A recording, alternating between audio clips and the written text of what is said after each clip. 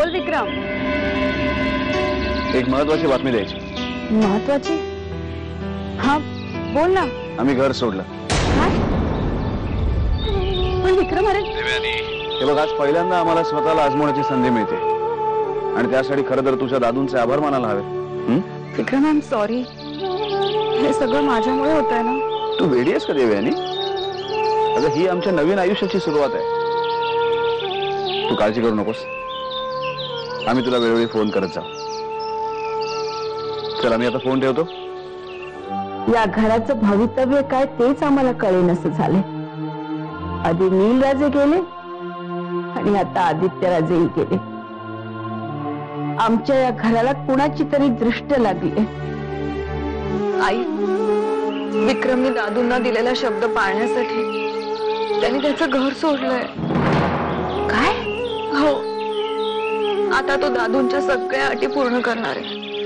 हे जे काही चाललंय ना ते चांगलं का वाईट मला कळत नाही, पण देऊ मला खरंच काळजी वाटते ग तुझी. तुला खरं सांगू, हे जे सगळं घडतंय ना त्याला साईमा जबाबदार आहे. साईमा स्वतःच्या मुलाशी असं कसं वागू शकतील? म्हणूनच विक्रम भैया घर सोडून गेले. जनी, काय बोललीस तू आता? भैया साहेब, विक्रम भैया घर सोडून गेलेत. साईमा कुठे आहेत? त्यांची तब्येत ठीक नाही, त्या झोपल्यात.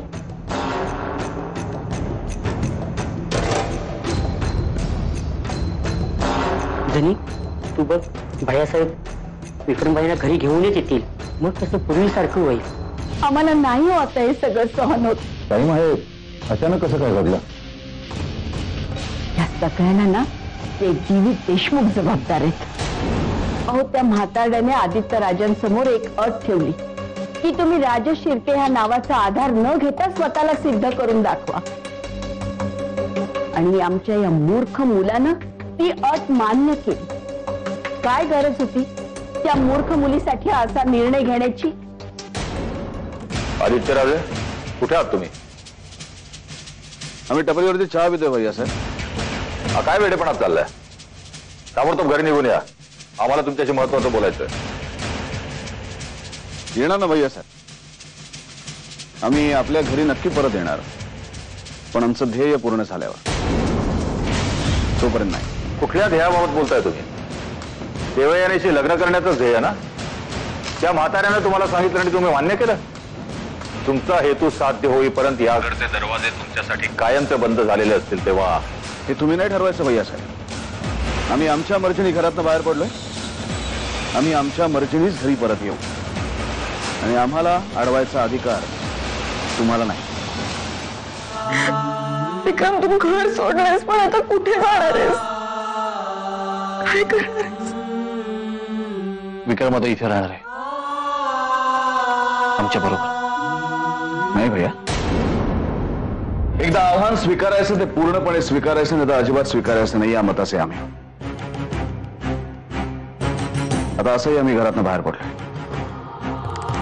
आम्हालाही कुठेतरी छोटी मोठी नोकरी मिळेल आणि तुझ्या दादूंना शब्द दिल्याप्रमाणे त्यांच्या नजरेत आम्ही स्वतःला सिद्ध करून दाखवू.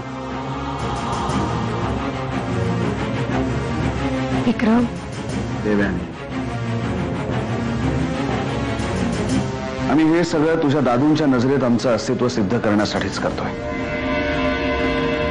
पण याचा अर्थ हा नाही की आमच्या घरावरचा हक्क आम्ही सोडून गेला. तो आजही तसाच आहे आणि तसाच राहील, अबाधित.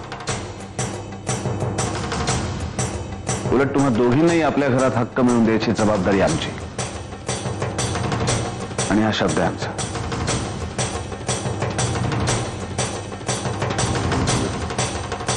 30 दिवस, फक्त 30 दिवस.